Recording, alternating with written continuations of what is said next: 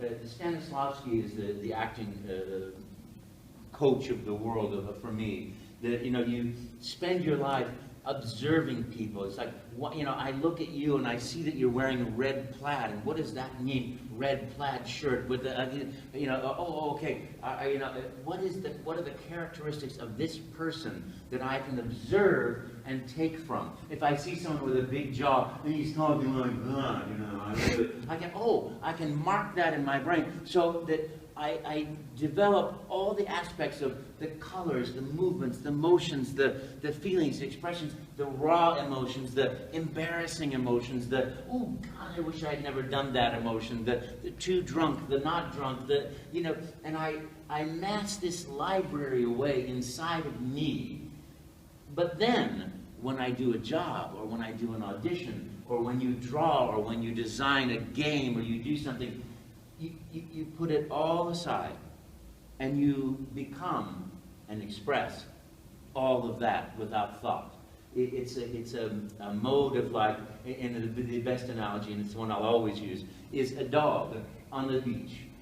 You know, you take a stick with a dog on the beach, and you throw the stick, and the dog goes, wow! And he goes running and gets it and grabs it, and then comes running back with it. He doesn't say, I wonder how he wants me to get that stick.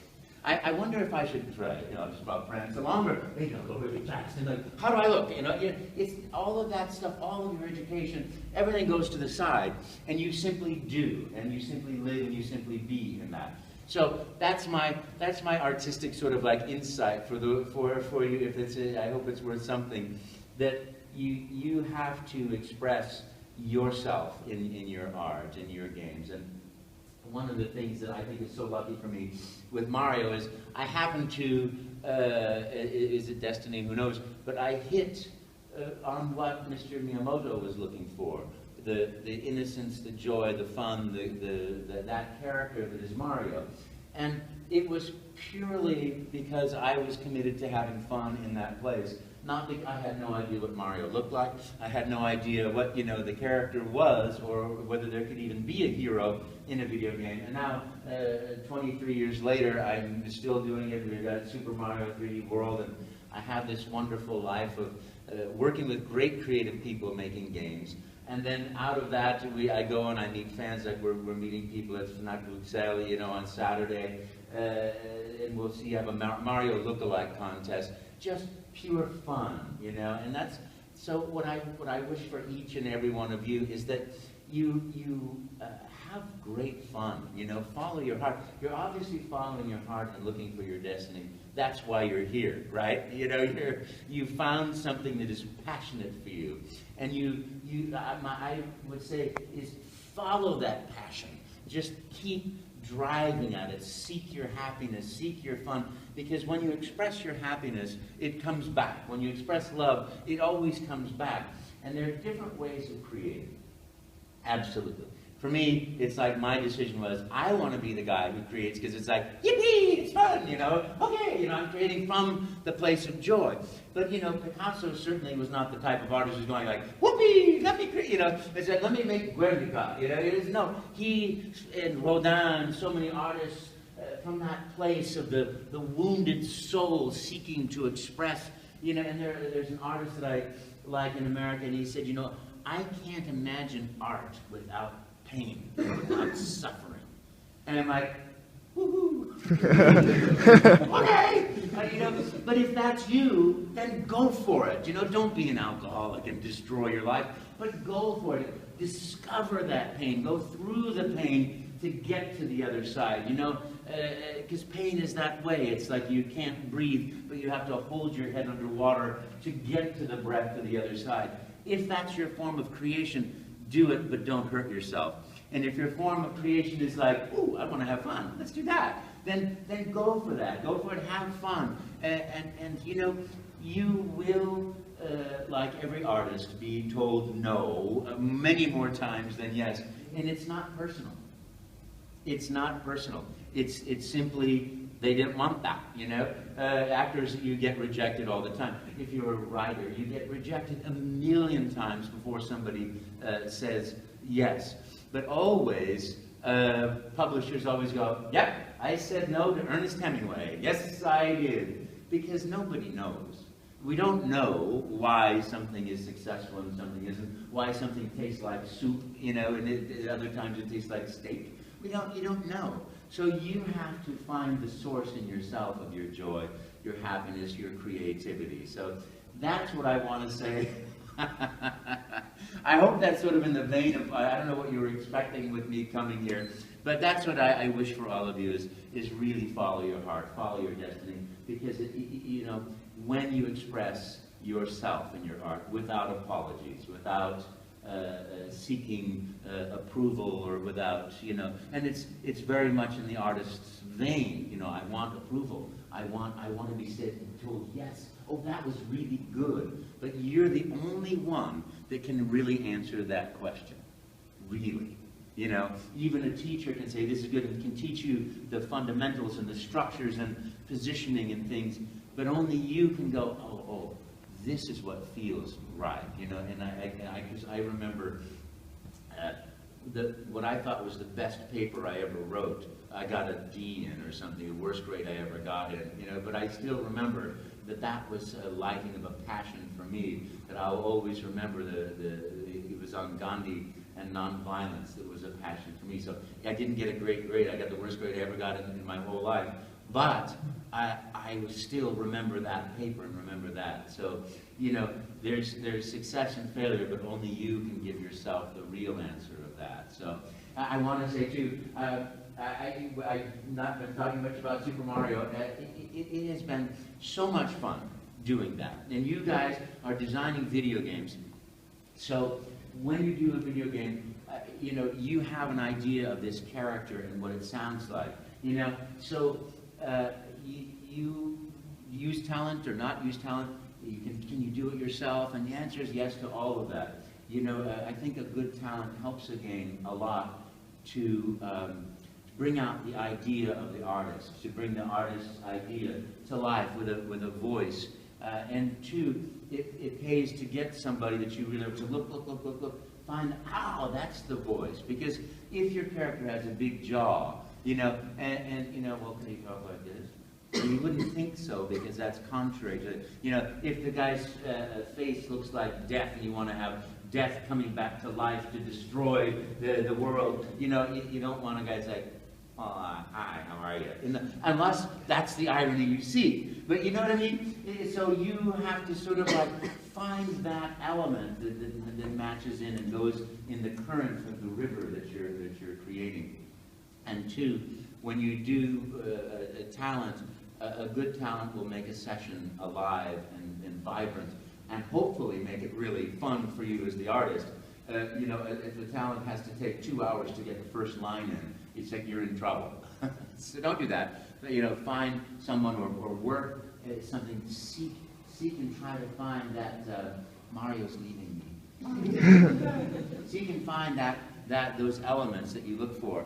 And when you're designing games, so play games. And what is it about Master Chief that is so chilling, that you go, oh God, and Steve Downs is a friend of mine. He's a really nice guy, and he just nails this character. And that's what you want with your, obviously your artistry, you're nailing that because that's what you do. But you want that in a voice talent, someone who brings that character to life. And don't settle for anything less than that, because in the end, I always think like Nintendo games are like years in the making. You have craftsmen and artistry, you have design, and you have structure, and you have ideas, and you have, okay, this is the conflict, this is how you get through there, and you're making this three-dimensional world that everywhere you turn, there's something that's alive that progresses the game and keeps the game going forward. And then if you have a bad voice talent, it's like, what? Everything has to work together to make the whole possible, and that's what is the joy and genius of that in me. Is if you look at the first Mario game ever made and Super Mario 3D World 33 years later, you can still recognize Mario and the spirit and the fun and the joy that da-da-da-da-da-da. I had never heard that music, but somehow, woohoo, worked in with that music, So you want that continuity in all of what you do too, and I'm sure that you have teachers that teach you all that stuff a lot better than I can. So my thing is, I just wish you guys all super fun and enjoyable careers. And you know, it will never look like you think it will in the end, but if you keep doing what you love, your life will look really great. So I want to hand over if you have any questions. I don't know how much time we have, but anybody got questions? Because I'll answer anything pretty much if I can. Go ahead, ask me anything. Yes. Do I like games? Yeah, that's a very good question. I happen to love Mario games. I'm this weird thing, you know, I help my friends raise some children, and I watched this movie on the Vietnam War, and children were injured, and I couldn't sleep for 3 months. So, you know, I love Mario games. I love Zelda games. I play every single Mario game that I've ever done. I love Mario Kart. I love this game, Super Mario 3D World. I love 3D Dimension and HD and all that stuff. I love Galaxy, and I love Super Mario Bros. Wii because dancing turtles. You know, it's just like, what's not to love about a dancing turtle? I love that absolutely. But I don't play a lot of the shoot 'em up games because I find that I can't sleep afterwards. And I remember too, actually, I remember playing Duck Hunt, you know, and Duck Hunt was like, quack, quack, quack. Now that's a game I could play. Unfortunately, I could play that game until 6 o'clock in the morning, you know, and I'd be like, quack, quack, quack, you know, I don't know what it was, but that was like the first game I ever played with the Mario game, and I'm like, I would go to sleep, I was like, go to bed, Charles, go to bed, no, go to bed, it's only 5, go to bed, it's only 6, go to bed, and so I'd go to bed at 6 o'clock, and I'd close my eyes, and I'd hear, and I could see the tick, tick, tick, tick, tick, tick, tick, tick, tick, you know, it's so, yes, I love the games. Yes? Did you do any other voices except for the Mario game? Oh, that's a great question. Did I do any other voices besides the Mario game? I think I've done about 100 or so other video games, most of them before Mario, some of them in the 23 years of doing Mario. I did Parthenax in Skyrim. Do you know the game Skyrim? You know, Dragonborn. You know, really, that's sort of like meant to be, and blah, blah, blah. That was a lot of fun and very interesting because there is conceptually. Oh, I also did Lord of the Rings. I did 3 of the characters in Lord of the Little Scotsman with the axe, you know, that guy, and a couple other, and I did, is it King of the Dead? Yeah, that was the King of the Dead. It was in the cave. And, you know, and PGA golf, and you know, lots of other games. And it's interesting because, like with Mario speaks only this much in the game. And that is an intentional design of the game. If Mario stopped and said, you know, I'm a dragonborn, and the dragon meant to be, but there's a transition that happens between a dragon and becoming the human being that you want to be, you'd be going, what? This is not a Mario game, because there's thematically, you know, some games are very full of explanation. We had Dragon Talk, and we had to call the, you know, the script was all, you know, the game was all timed out, so I had the script on a monitor, and I had to get it in with a certain amount of time. It wasn't fully ADR where I had to, like, you know, hop, hop, yahoo, you know, doing the thing to exact thing, but it's like we have this much time, and I'd come up to a word, you know, in Dragon speak we say, you know, and then he's like, is that le flong le flock or le flong le flick? Oh, I don't know, let's call the writer, you know, you go, hey, was that right? It's le flong le flick.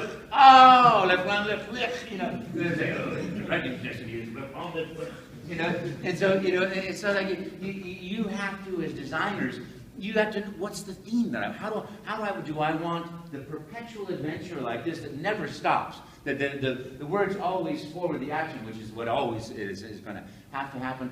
But do you want that to be like non-stop adventure, or do you want to like, all right, I'm going to explain, or am I going to explain static, or am I going to explain as I walk up ready to kill this person? You know, and then how many words? So you've always got those designer choices, which are really cool. But yeah, I've done a few other games. But of course, for me, the most fun is to do Mario games. You know, I'm the sort of person that if somebody says, I want you to come down to the studio tomorrow, ... I'm like, yahoo! Okay, yeah, woo, woo! Or I want you to record at your house, okie dokie, you know.